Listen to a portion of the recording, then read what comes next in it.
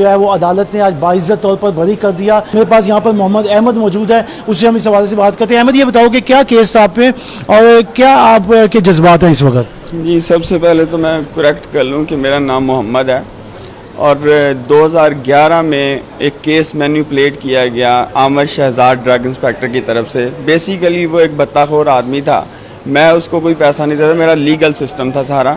اس نے رات کو چھاپا مارا ہے اور کوئی چیز برآمد نہیں ہوئی، اس طرح اس نے میرے اوپر کیس ڈال دیا۔